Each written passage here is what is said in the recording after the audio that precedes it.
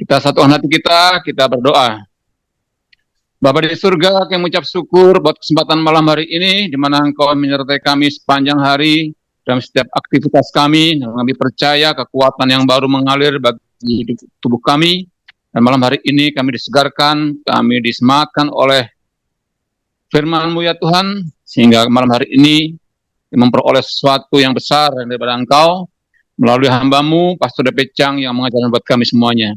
Berkati teman-teman kami semuanya yang belum bergabung, kiranya Engkau juga menyertai setiap aktivitas mereka semua. Di dalam nama Tuhan Yesus, kami mengucap syukur. Haleluya. Amin. Kita naikkan pujian. Selidiki aku. Selidiki aku. Lihat hatiku.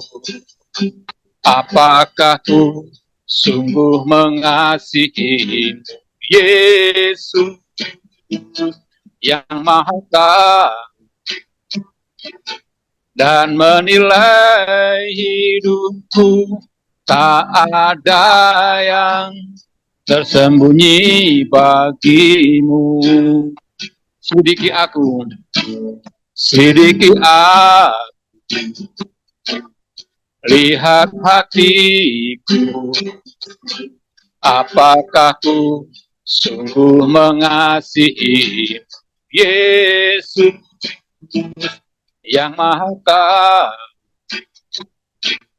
dan menilai hidupku, tak ada yang tersembunyi bagimu. Telah kulihat kebaikan-Mu yang tak pernah habis di hidupku. Ku berjuang sampai akhirnya Kau dapati aku tetap setia. Telah kulihat kebaikan-Mu yang tak pernah habis di hidupku.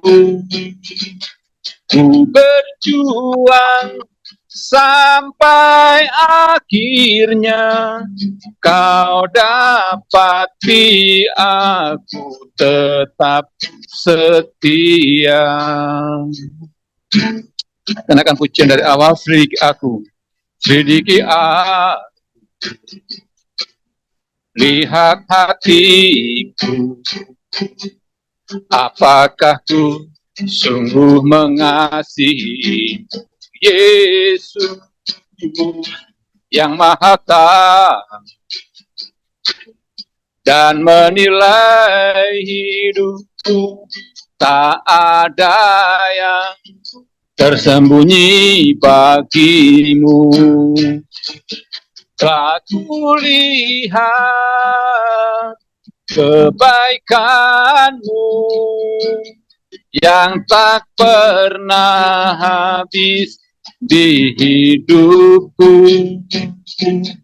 Ku berjuang sampai akhirnya Kau dapati aku tetap setia. Telah kulihat kebaikan-Mu yang tak pernah habis di hidupku. Ku berjuang sampai akhirnya Kau dapati aku tetap setia. Telah kulihat kebaikan-Mu yang tak pernah habis di hidupku. Ku berjuang sampai akhirnya kau dapati aku tetap setia.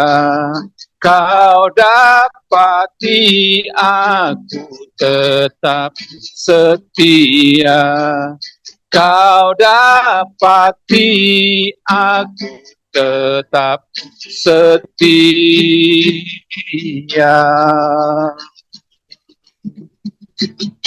Haleluya. Ku mau setia, ku mau setia mengikutimu. Ini hidup kami, ku mau setia kepadamu. Lihatlah Tuhan hati ini, hati yang rindu, hati yang haus, hati yang mengasihimu. Ku bersyukur, ku bersyukur padamu Tuhan. Terima kasih buat hari ini. Terima kasih buat penyertaan. Terima kasih buat anugerah-Mu. Inilah hidup kami di hadapan-Mu Tuhan, yang terus menaruhkan harapan kami kepadamu. Haleluya. Terpujilah Engkau. Terima kasih Yesus. Bagimu hormat kemuliaan, bagimu hormat pujian. Bagimu Tuhan segala syukur kami naikkan. Sungguh Kau Tuhan kami yang hidup, tiada yang seperti Engkau, tiada yang melebihi kuasa-Mu Tuhan. Terima kasih.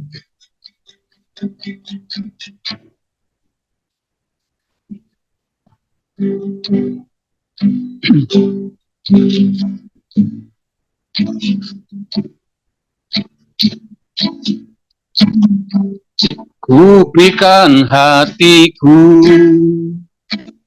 dan jiwaku, semuanya bagimu di dalam hidupku. Setiap waktu nyatakan jalanku, ku berikan hatiku dan jiwaku, semuanya bagimu di dalam hidupku. Di setiap waktu nyatakan jalanku, ku berikan hatiku dan jiwaku, semuanya bagimu di dalam hidupku. Di setiap waktu nyatakan jalanmu,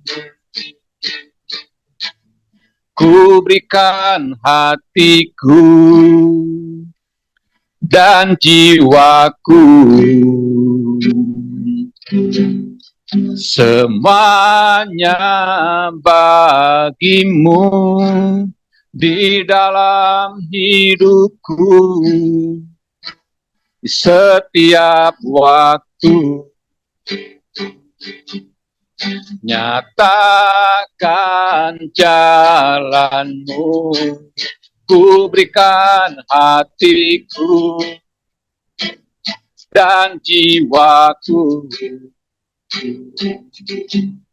semuanya bagimu di dalam hidupku setiap waktu. Nyatakan jalanmu, nyatakan jalanmu, nyatakan jalanmu. Oh, haleluya, haleluya, glory, glory, haleluya. Syukur kepadamu, syukur bagimu, oh Yesus Tuhan dan Rajaku. Terpujilah Engkau, terpujilah namamu. Ku bersyukur selalu bagimu Tuhan. Tuhan Yesus, terima kasih kami dapat sama-sama mempelajari firman-Mu yang sangat berharga ini. Dikuduskanlah namamu, terpujilah namamu, Engkau adalah Allah yang baik, yang selalu memikirkan kami, bahkan hati terdalam kami. Tuhan Yesus, hari ini kami akan belajar tentang bagaimana para pemimpin agama dan orang-orang Israel mengalami buta spiritual sehingga menolak Engkau, satu-satunya Tuhan yang dapat menyelamatkan mereka. Biarlah jangan terjadi pada kami Tuhan Yesus, tetapi bukalah mata hati kami agar kami dapat selalu mengenal Engkau sampai kesudahannya. Karena firman-Mu berkata, siapa yang sampai bertahan sampai kesudahannya akan diselamatkan. Tuhan Yesus, jauhkanlah kami pada yang jahat, lepaskan kami daripada percobaan, karena Engkaulah yang punya kerajaan, kuasa, dan kemuliaan sampai selama-lamanya. Amin. Saudara, ini topik yang sangat menarik. Saya langsung aja, kebutaan spiritual. Saudara, Yesus dan murid-muridnya telah mencapai Bukit Zaitun. Jadi ini adalah masa mereka pergi ke Yerusalem, ya, tempat kota itu terlihat, kota Yerusalem. Namun mereka tidak datang sendirian, karena saat itu adalah musim Paskah, ketika ribuan penziarah Galilea lainnya akan tiba di Yerusalem melalui rute yang sama. Di antara kerumunan ini, dengan dukungan vokal mereka, kedatangan Yesus merupakan demonstrasi yang sengaja dipentaskan. Jadi sebelumnya Yesus itu bilang jangan kasih tahu siapa-siapa, kali ini dia sengaja, ya. Serangkaian tindakan simbolis yang dirancang untuk memicu respon dari otoritas pemimpin agama di Yerusalem yang sudah curiga. Sekarang kita memasuki bagian utama keempat dari Injil Matius, yaitu mengalahkan sang raja. Ya. Sebelumnya adalah retirement of the king, yaitu pengunduran diri sang raja. Sekarang ini penolakan sang raja. Di bagian ini, Tuhan Yesus menyingkapkan dosa-dosa Israel dan menjelaskan mengapa pemimpin agama menolak Dia dan firman-Nya. Jadi di sini ada 3 topik. Pertama adalah kebutaan spiritual, kedua adalah kemunafikan, dan yang ketiga penolakan akan firman Tuhan. Oke. Kita mulai bagian pertama, Matius 21 ayat 1 sampai 11.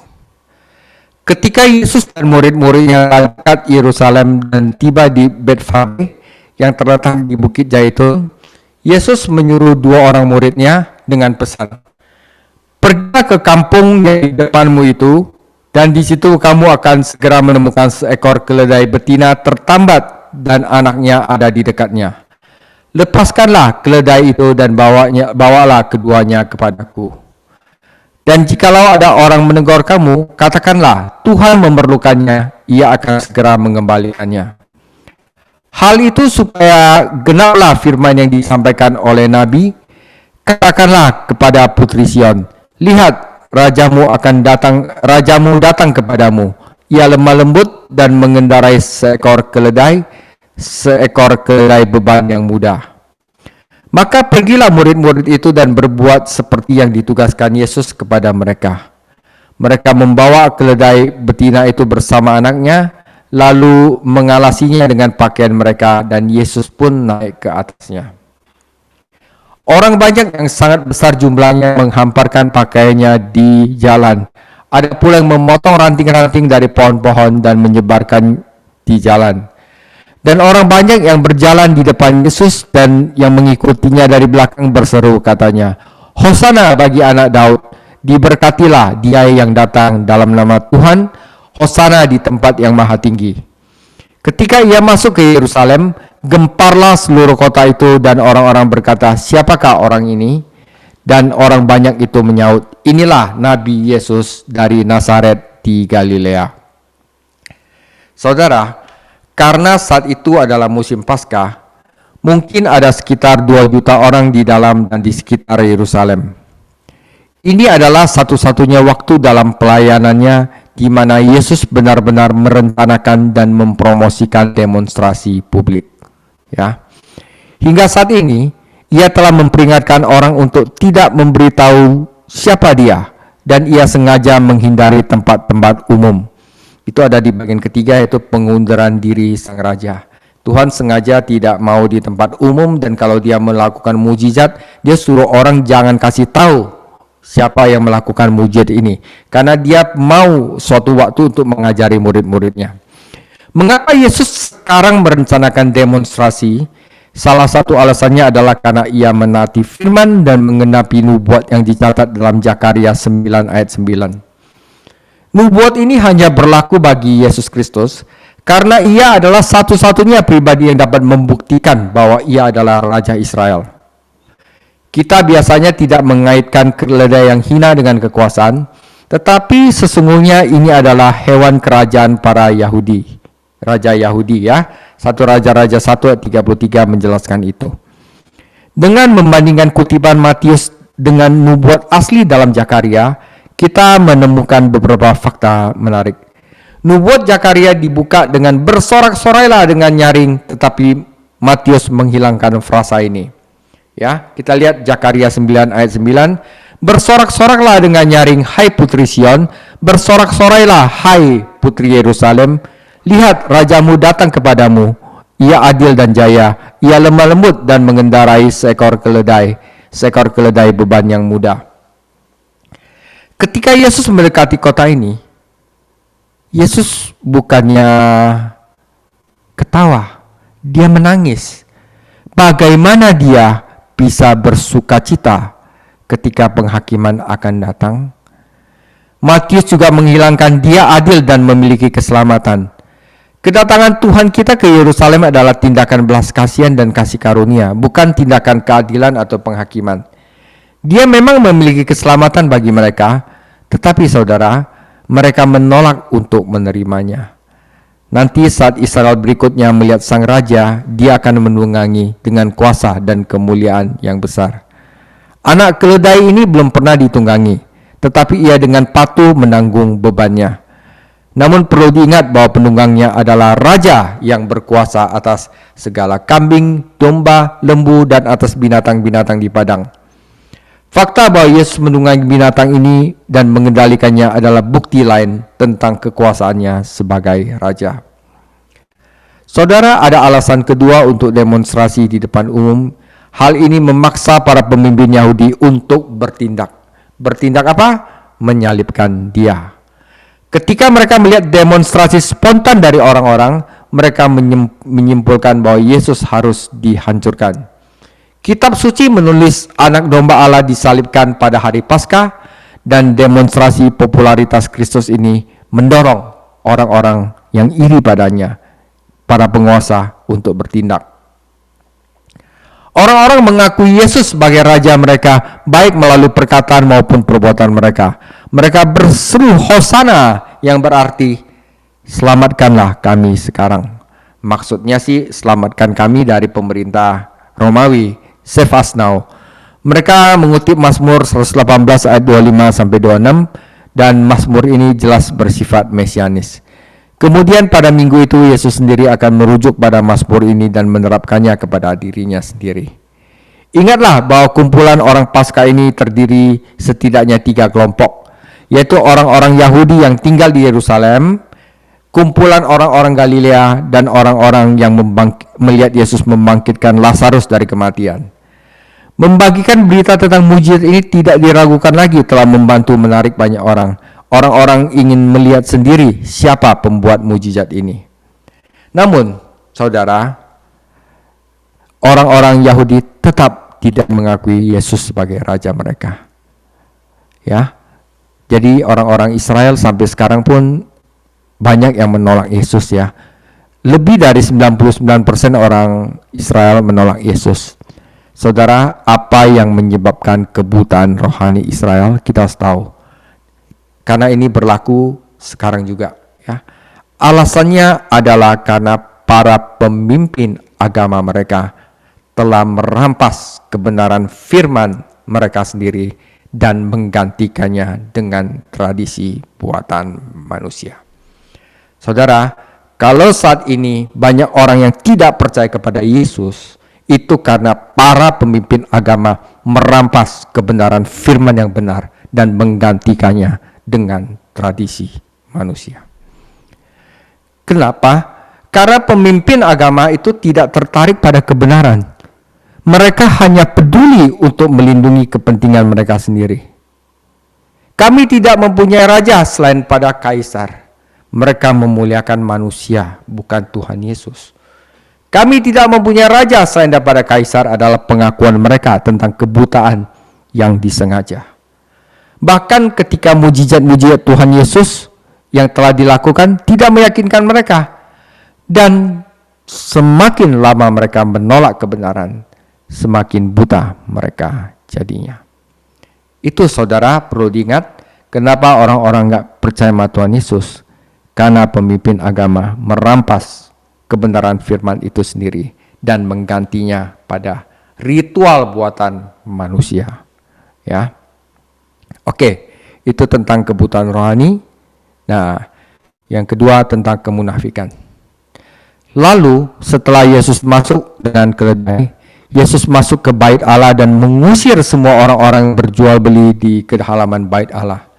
Ia membalikkan meja-meja penukar uang dan bangku-bangku pedagang merpati dan berkata kepada mereka, ada tertulis, rumahku akan disebut rumah doa, tetapi kamu menjadikannya sarang penyamun. Maka datanglah orang-orang buta dan orang-orang timpang kepadanya dalam bait Allah itu dan mereka disembuhkannya. Tetapi ketika imam-imam kepala dan ahli-ahli Taurat melihat mujizat-mujizat yang dibuatnya itu dan anak-anak yang berseru dalam bait Allah, Hosana bagi anak Daud, hati mereka sangat jengkel. Lalu mereka berkata kepadanya, engkau dengar apa yang dikatakan anak-anak ini?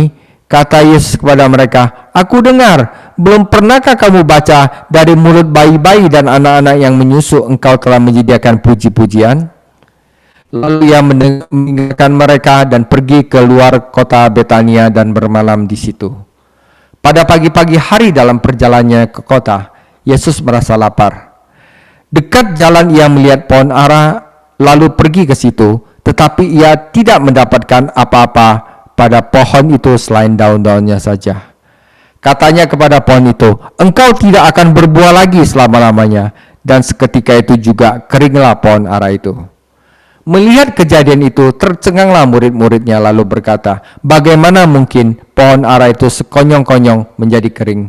Yesus menjawab mereka, aku berkata kepadamu, sungguh jika engkau percaya dan tidak bimbang, kamu bukan saja akan dapat berbuat apa-apa yang kuperbuat dengan pohon ara itu, tetapi juga jikalau engkau berkata kepada gunung ini, beranjaklah dan tercampaklah ke dalam laut, hal itu akan terjadi.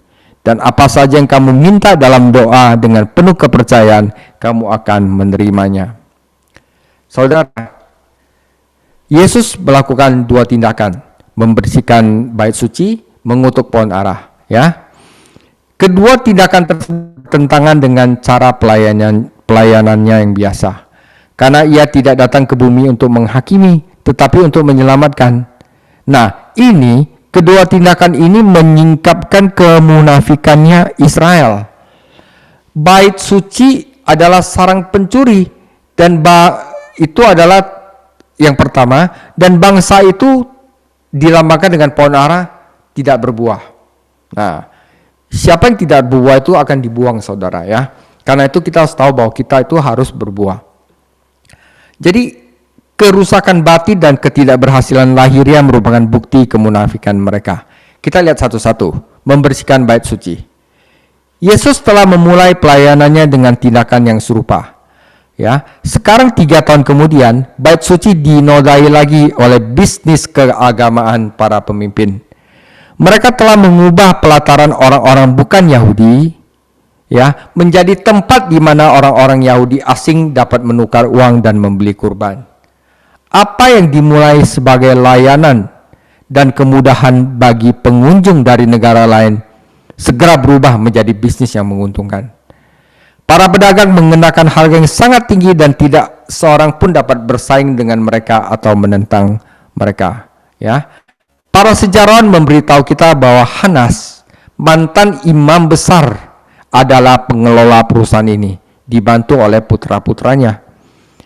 Saudara, di bait suci itu ada tempat namanya pelataran. Itu adalah tempat orang-orang bait suci. Tujuan dari pelataran orang-orang bukan Yahudi di bait suci adalah untuk memberi kesempatan kepada orang-orang asing untuk memasuki bait suci dan belajar tentang Israel, dari Israel tentang Allah yang benar. Jadi tujuan Tuhan membuat pelataran biar ada orang asing masuk ke sana, bisa mendengarkan firman Tuhan dan bisa mengenal Allah yang benar. Namun kehadiran pasar keagamaan ini membuat orang yang bukan Yahudi yang peka menjauh dari kesaksian Israel. Pelataran orang-orang bukan Yahudi digunakan untuk bisnis, bukan untuk memberitakan kebenaran yang Tuhan inginkan. Jadi orang itu tidak lagi bisa mendengar tentang Allah Israel itu seperti apa, seperti yang Tuhan inginkan kepada Israel. Tetapi orang Israel membuat itu menjadi pasar dan sebagai bisnis. Ketika Yesus menyebut bait suci sebagai rumahku, ia menegaskan bahwa ia adalah Allah. Ketika ia menyebutnya rumah doaku, ia mengutip Yesaya 56 ayat 7. Seluruh pasal 56 dari Yesaya mencela para pemimpin Israel yang tidak setia. Frasa sarang penyamun berasal dari Yeremia 7 ayat 11 dan merupakan bagian dari khotbah yang panjang yang disampaikan Yeremia di pintu gerbang bait suci, menegur orang-orang atas dosa-dosa yang sama yang Yesus lihat dan hukum pada zamannya. Mengapa Yesus menyebut bait suci sebagai sarang penyamun? Karena tempat persembunyian penyamun disebut sarang. Para pemimpin agama dan sebagian orang menggunakan bait suci dan agama Yahudi untuk menutupi dosa mereka. Nah, apa yang Allah inginkan di rumahnya? Allah menginginkan doa di antara umatnya, karena doa yang sejati adalah bukti ketergantungan kita kepada Allah dan iman kita kepada firman-Nya. Ia juga ingin orang-orang ditolong. Orang-orang membutuhkan harus merasa diterima di sana dan harus mendengar jenis bantuan yang mereka butuhkan. Harus ada kuasa di rumah Allah. Firman Allah juga harus ada yang bekerja untuk mengubah orang-orang. Tetapi mereka jadikan rumah Tuhan sebagai bisnis, saudara. Oke. Karena itu Tuhan ngamuk, ya, dan mengutuk pohon. Bahwa Yesus akan mengutuk pohon mungkin mengejutkan kita. Kuasa yang sama yang dapat membunuh pohon itu juga dapat memberi kehidupan dan buah yang baru. Yesus tentu tidak akan menganggap pohon itu bertanggung jawab secara moral karena tidak berbuah. Ketika kita mempertimbangkan waktu dan peristiwa tempat itu, kita akan memahaminya lebih baik. Yesus berada di dekat Yerusalem pada minggu terakhir pelayanan publik kepada umatnya. Pohon ara melambangkan bangsa Israel. Sama seperti pohon ini memiliki daun tetapi tidak berbuah, demikian juga Israel memiliki pertunjukan agama. Semuanya itu untuk kasih orang lihat aja, pertunjukan agama, tetapi tidak memiliki pengalaman iman yang menghasilkan kehidupan yang benar. Yesus tidak marah pada pohon itu, sebaliknya dia menggunakan pohon itu untuk mengajarkan beberapa pelajaran kepada murid-muridnya, juga kepada kita saat ini. Saudara, Tuhan ingin kita menghasilkan buah dalam kehidupan umatnya. Buah adalah hasil kehidupan. Kehadiran daun biasa menunjukkan adanya buah, tetapi ini tidak terjadi. Dalam perumpamaan tentang pohon ara, tukang kebun diberi banyak waktu untuk merawat pohon tersebut, tetapi sekarang waktunya telah habis. Pohon ini memakan tempat dan tidak menghasilkan apa-apa. Meskipun kita dapat menerapkan peristiwanya secara pribadi, penafsiran utamanya sebenarnya ini berkaitan dengan Israel. Waktu penghakiman telah tiba. Hukuman telah dijatuhkan oleh sang hakim, tetapi baru dilaksanakan sekitar 40 tahun kemudian. Ya, bahwa Israel itu akan dihancurkan. Kemudian Roma akan datang dan menghancurkan Yerusalem serta bait suci dan mencerai-beraikan orang-orangnya.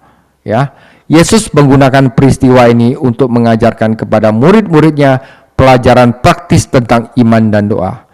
Bait suci seharusnya merupakan rumah doa, dan bangsa itu seharus menjadi umat yang percaya. Namun kedua hal itu tidak ada, dan kita juga harus waspada terhadap bahaya kesia-siaan, saudara ya. Nah, bagian ketiga, saudara, mereka menolak firman Allah. Dan ini adalah bagian yang terpenting, saudara. Tetapi kita akan panjang, kita akan baca firman-Nya. Matius 21 ayat 23. Lalu Yesus masuk ke bait Allah, dan ketika ia mengajar di situ, datanglah imam-imam kepala serta tua-tua bangsa Yahudi berkata kepadanya dan bertanya, dengan kuasa manakah engkau melakukan hal-hal itu, dan siapakah yang memberikan kuasa kepadamu? Jawab Yesus pada mereka, aku juga akan mengajukan satu pertanyaan kepadamu, dan jikalau kamu memberi jawabnya kepadaku, aku akan mengatakan juga kepadamu dengan kuasa manakah aku melakukan hal-hal itu. Dari manakah baptisan Yohanes? Dari sorga atau dari manusia? Mereka memperbincangkan di antara mereka dan berkata, jikalau kita katakan dari sorga, ia akan berkata kepada kita, kalau begitu mengapa engkau tidak percaya kepadanya? Tetapi jikalau kita berkata dari manusia, kita takut kepada orang banyak, sebab semua orang menganggap Yohanes ini nabi. Lalu mereka menjawab Yesus, kami tidak tahu. Ya, munafik, saudara ya. Dan Yesus berkata kepada mereka, jika demikian aku juga tidak akan mengatakan kepadamu dengan kuasa manakah aku melakukan hal-hal itu. Tapi apakah pendapatmu tentang ini? Seorang mempunyai 2 anak laki-laki, ia pergi kepada anak sulung dan anakku, pergi dan bekerjalah hari ini dalam kebun anggur. Jawab anak itu, baik bapak, tetapi ia tidak pergi. Lalu orang itu pergi kepada anak kedua dan berkata demikian juga. Dan anak itu menjawab, aku tidak mau. Tetapi kemudian ia menyesal, lalu pergi juga. Siapakah di antara kedua orang itu yang melakukan kehendak ayahnya? Jawab mereka, yang terakhir. Kata Yesus kepada mereka, aku berkata kepadamu, sesungguhnya pemungut-pemungut cukai dan perempuan-perempuan sundal akan mendahului kamu masuk ke dalam kerajaan Allah.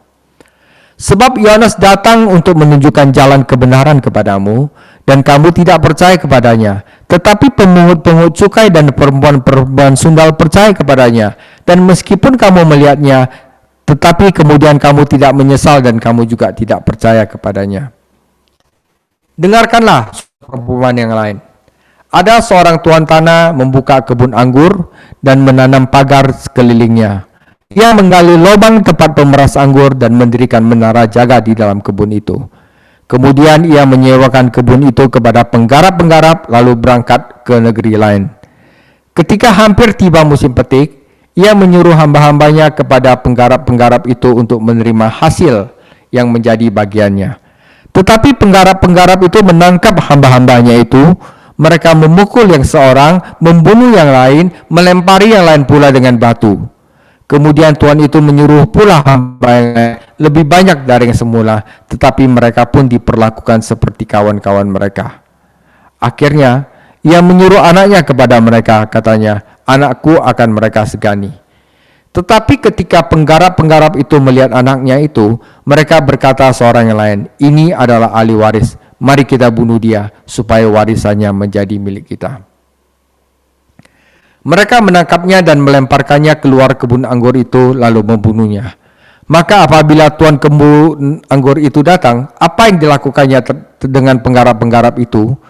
Kata mereka kepadanya, ia akan membinasakan orang-orang jahat itu, dan kebun anggurnya akan disewakan kepada penggarap-penggarap lain, yang akan menyerahkan hasilnya kepadanya pada waktunya.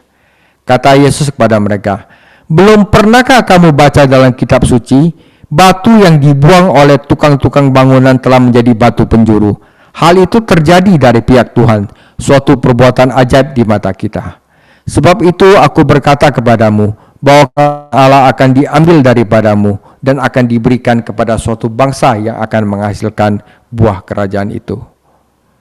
Dan barang siapa jatuh ke atas batu itu, ia akan hancur. Barang siapa ditimpa batu itu, ia akan rebuk. Ketika imam-imam kepala dan orang Farisi mendengar perumpamaan Yesus, mereka mengerti bahwa merekalah yang dimaksudkannya.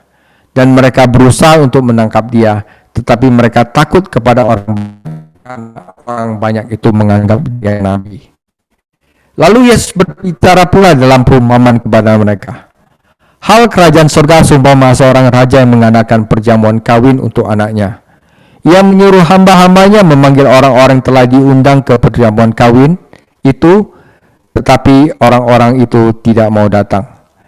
Ia menyuruh pula hamba-hamba lain, pesannya, katakanlah kepada orang-orang diundang itu, sesungguhnya hidangan telah kusediakan, lembu-lembu jantan dan ternak peliharanku telah disembelih, semuanya tersedia, datanglah ke perjamuan kawin ini.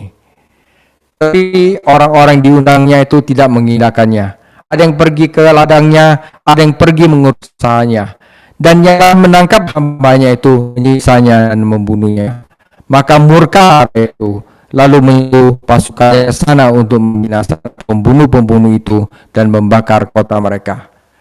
Ia berkata kepada hambanya, perjamuan telah tersedia, tetapi orang-orang diundang tidak layak untuk. Sebab itu pergilah ke persimpangan jalan, undanglah setiap orang yang kamu jumpai ke sana perjamuan kawin itu. Maka pergilah hamba itu dan mereka makan semua yang dijumpainya di jalan, orang-orang jahat dan orang-orang baik, sehingga penuhlah ruangan perjamuan kawin itu dengan tamu. Ketika raja itu masuk untuk bertemu dengan tamu-tamu itu, ia melihat seorang tidak bagian pesta. Ia berkata kepadanya, hai saudara, mengapa kau masuk kemari dengan tidak mengenakan pakaian pesta? Tetapi orang itu diam saja.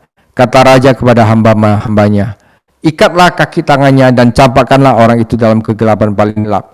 Di sanalah terdapat ratap dan kertak gigi.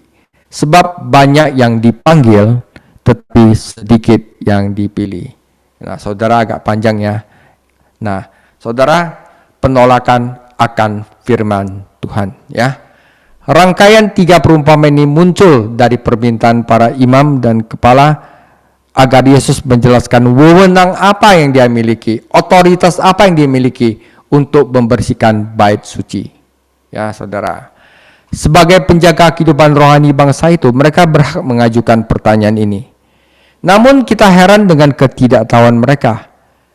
Yesus telah memberi mereka 3 tahun pelayanan, tetapi mereka tetap tidak mau menghadapi kenyataan. Mereka menginginkan lebih banyak bukti.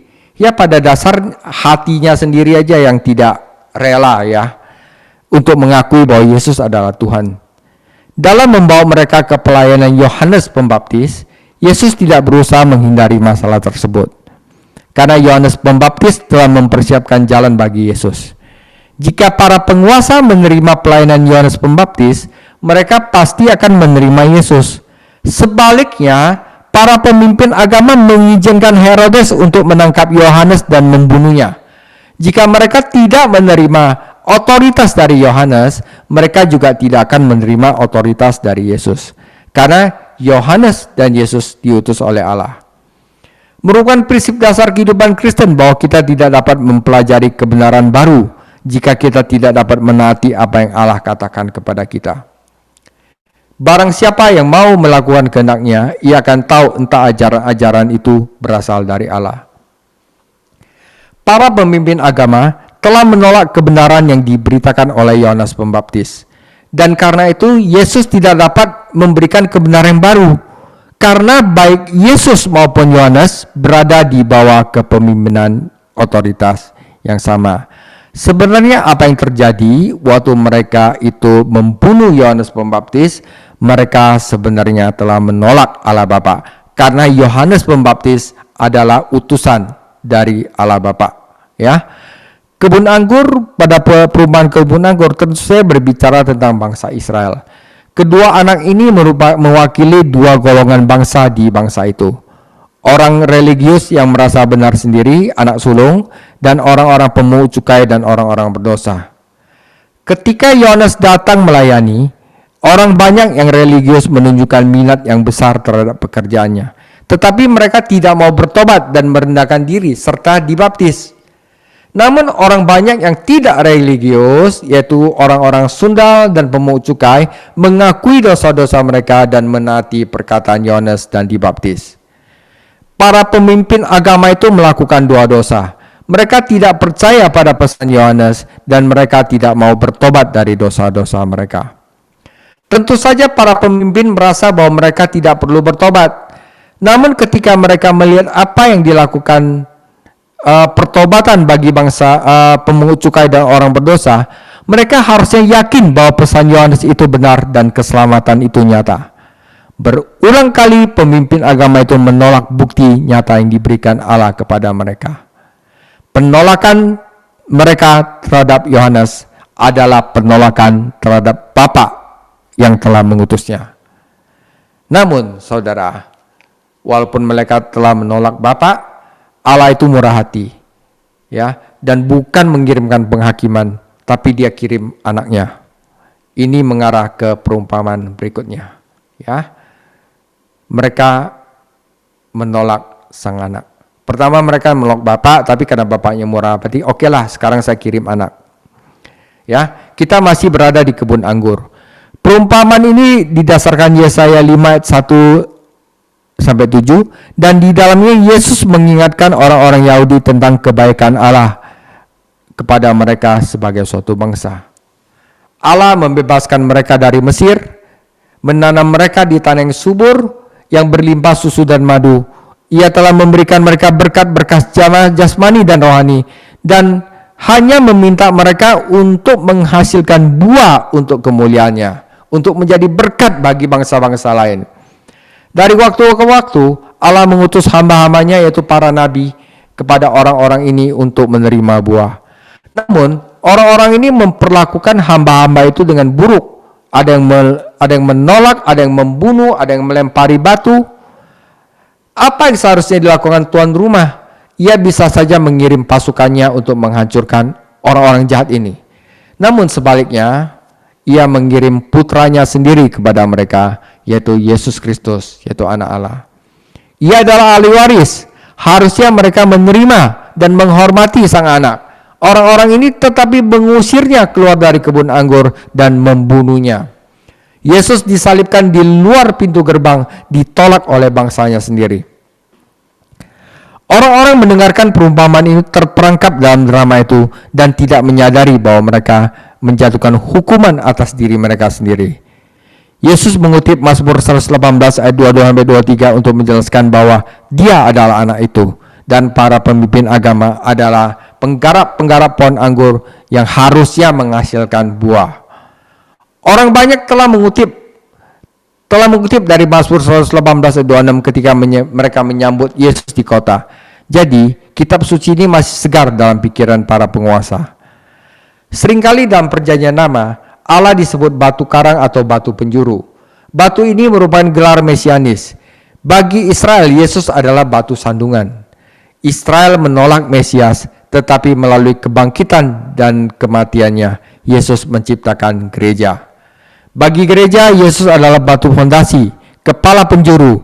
Pada akhir zaman, Yesus akan datang sebagai batu pemukul dan menghancurkan kerajaan-kerajaan non-Yahudi dan mendirikan kerajaannya sendiri yang mulia.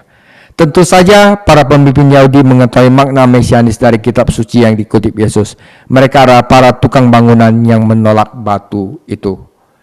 Apa akibatnya?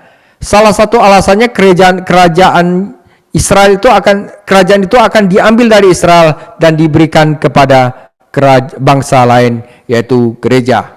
Mereka yang menyerang batu ini akan dihancurkan. Mereka akan dihakimi Kristus yang akan diremukkan. Saudara, mereka telah menolak Allah Bapa, mereka telah menolak Anak, dan sekarang mereka menolak Roh Kudus. Jadi perumpamaan ini tidak boleh disamakan dengan perumpamaan tentang perjamuan besar, meskipun kedua-duanya memiliki unsur yang sama. Sekali lagi kita bertemu dengan Bapa dan Anak itu tetap hidup terlepas dari apa yang dilakukan para penggarap, dan memiliki seorang pengantin perempuan. Sarannya adalah bahwa Tuhan dan gerejanya digambarkan seperti itu. Periode yang dijelaskan dalam perumpamaan ini adalah setelah kebangkitan dan kenaikannya dan kedatangan Roh Kudus. Bapa masih mengundang orang-orang Israel untuk datang kepadanya, terlepas apa yang telah mereka lakukan terhadap putranya. Ketika kita mempelajari 7 bab pertama dari Kisah Para Rasul, kita menemukan bahwa pesan itu tidak ditujukan kepada siapapun kecuali orang-orang Yahudi. Ya, pertama-tama ada orang Yahudi adalah rencana Anda. Bagaimana para pemimpin bangsa itu menanggapi pelayanan Roh Kudus melalui para rasul? Ya, jadi waktu orang-orang yang tidak punya pendidikan, yang petani, yang tidak sekolah, tetapi setelah dicurahkan Roh Kudus, mereka jadi berani melakukan dan bahkan melakukan mujizat, menandakan bahwa Roh Kudus adalah Allah. Ya, mereka menolak firman dan menganiaya gereja. Para penguasa yang sama yang mengizinkan Yohanes dibunuh dan meminta Yesus dibunuh, mereka sendiri membunuh Stefanus. Kemudian Herodes membunuh Yakobus. Bagaimana raja dalam perumpamaan itu menanggapi cara orang-orang itu memperlakukan hamba-hambanya? Ia menjadi marah dan mengirim pasukannya untuk menghancurkan mereka dan kota mereka. Ia kemudian berpaling kepada orang-orang yang lain dan mengundang mereka untuk datang ke pesta itu. Jadi inilah gambaran tentang perlakuan Allah terhadap Israel. Mereka menolak Bapa ketika mereka menolak untuk menaati pesan dari Yohanes Pembaptis. Israel menolak Anak ketika mereka menangkap Yesus dan menyalibkannya. Dalam kasih karunia dan kesabarannya, Allah mengirimkan saksi-saksi lain. Roh Kudus turun atas orang percaya mula-mula dan mereka bersaksi dengan kuasa yang besar bahwa Yesus hidup dan bangsa itu dapat diselamatkan. Mujizat-mujizat yang mereka lakukan adalah bukti bahwa Allah bekerja dan di dalam dan melalui mereka. Tetapi Israel juga menolak Roh Kudus. Ini adalah dakwaan Stefanus terhadap bangsa itu. Kamu selalu menentang Roh Kudus. Dalam pelemparan batu terhadap Stefanus, kesabaran Allah terhadap Israel mulai berakhir meskipun ia menunda penghakiman selama 40 tahun. Dalam Kisah Para Rasul 8 kita membaca bahwa pesan itu disampaikan kepada orang Samaria, dan Kisah Para Rasul 10 kita membaca bahwa pesan itu akan disampaikan kepada orang-orang bukan Yahudi. Karena firman ditolak oleh bangsa Israel. Penolakan terakhir ini bagi saya, ya saudara, itulah yang disebut penghujatan terhadap Roh Kudus. Yang mengerikan yang Yesus bicarakan dalam Matius 12 ayat 22 sampai 32. Ini adalah dosa nasional, dosa yang dilakukan oleh seluruh orang Israel. Ketika mereka menolak Yohanes, mereka menolak Bapa yang mengutusnya. Tetapi pelayanan anak tetap ada. Ketika mereka menolak Anak Yesus Kristus, mereka diampuni karena ketidaktahuan mereka. Tidak ada orang berdosa saat ini dapat diampuni karena menolak Kristus, karena penolakan ini yang menghukum jiwa. Tetapi pelayanan Roh Kudus ada. Roh Kudus turun ke atas gereja pada hari Pentakosta dan para rasul itu melakukan tanda-tanda keajaiban yang besar. Tetapi para penguasa menolak kesaksian Roh Kudus dan ini mendatangkan penghakiman terakhir. Mereka telah menolak Bapa, mereka telah menolak Anak, sekarang mereka telah menolak Roh Kudus dan tidak ada lagi kesempatan yang tersisa. Dan saudara ingat, Dosa terhadap Roh Kudus tidak dapat dilakukan saat ini dengan cara yang sama seperti yang dilakukan Israel, karena konteksnya berbeda. Roh Allah memberikan kesaksian melalui firman tentang pribadi dan pekerjaan Yesus Kristus. Roh itulah yang meyakinkan dunia akan dosa.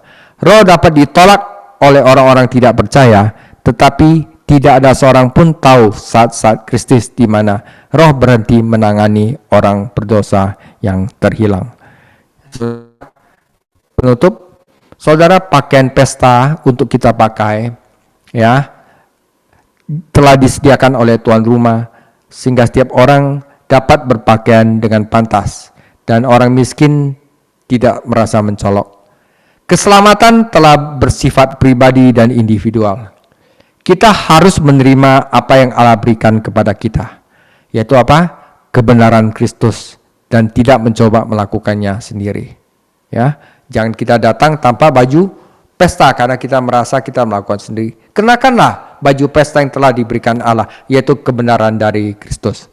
Karena perumpamaan-perumpamaan ini memiliki penekanan nasional yang pasti, penekanan pribadi di bagian akhir adalah yang paling penting.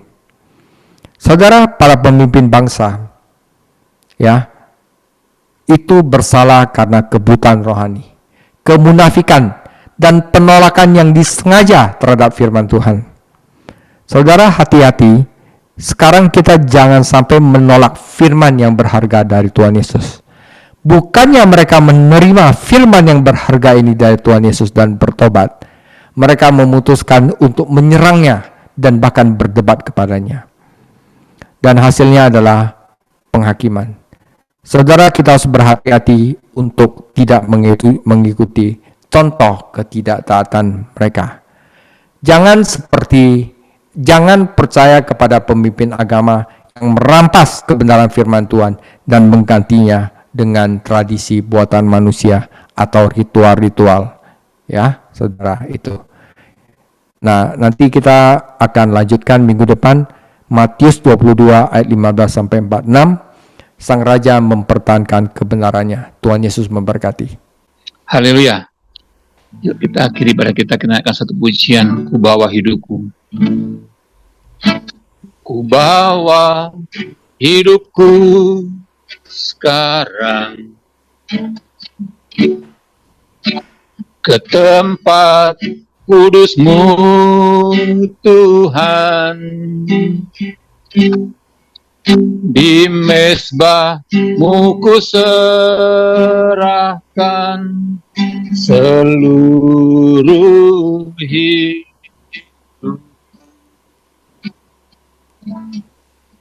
Penuhi hatiku sekarang dengan urapan yang baru, agar aku lebih lagi mendengar suara-Mu.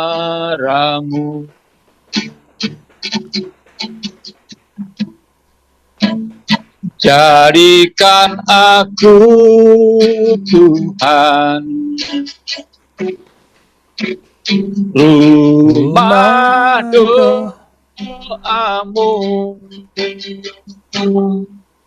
agar semua suku bangsa datang menyembah-Mu.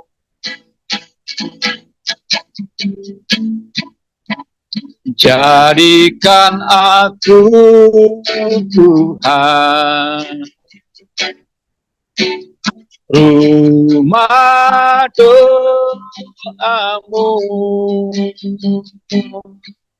agar semua suku bangsa datang menyembah-Mu.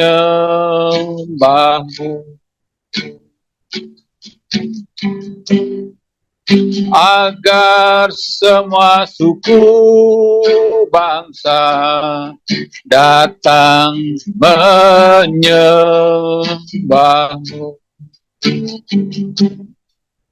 Agar semua suku bangsa datang menyembahmu.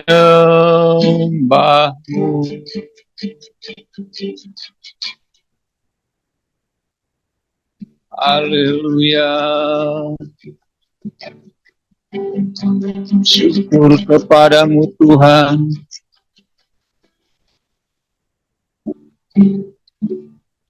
Terima kasih Tuhan Yesus, yang bersyukur pada malam hari ini pengajaran yang Kau berikan bagi kami sangatlah untuk membangun setiap hati kami, kehidupan kami, untuk kami senantiasa tetap menerima, percaya, mengucap syukur atas setiap apa yang Tuhan berikan bagi kami. Terima kasih Tuhan buat pengajaran ini, berkati hamba-Mu, Pastor David Chang, yang telah mengajar buat kami semuanya, sehingga kami menjadi orang-orang yang senantiasa bisa menerima Allah Bapa, menerima Yesus Kristus, menerima Roh Kudus, dan kami tidak mau menolak sehingga kami beroleh keselamatan.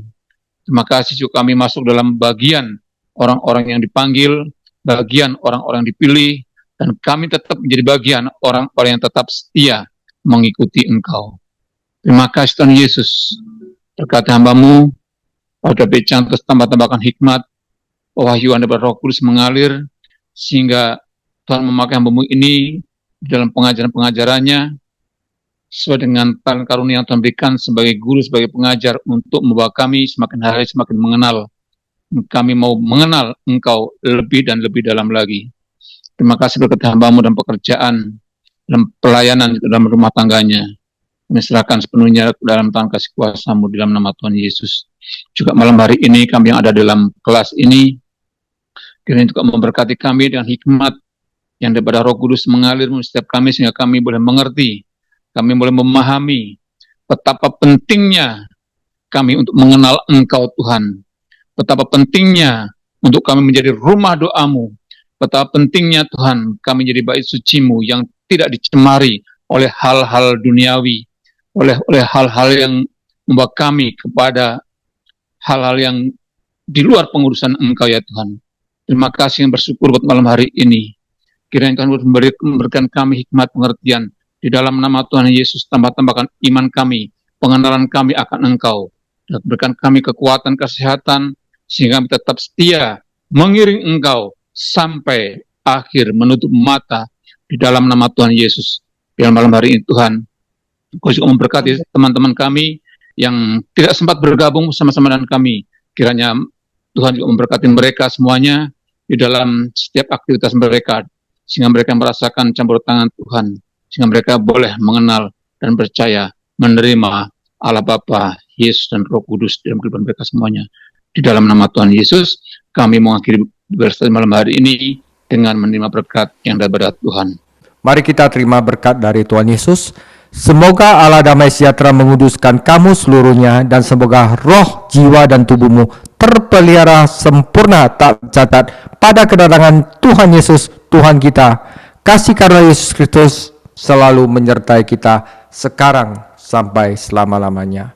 Amin.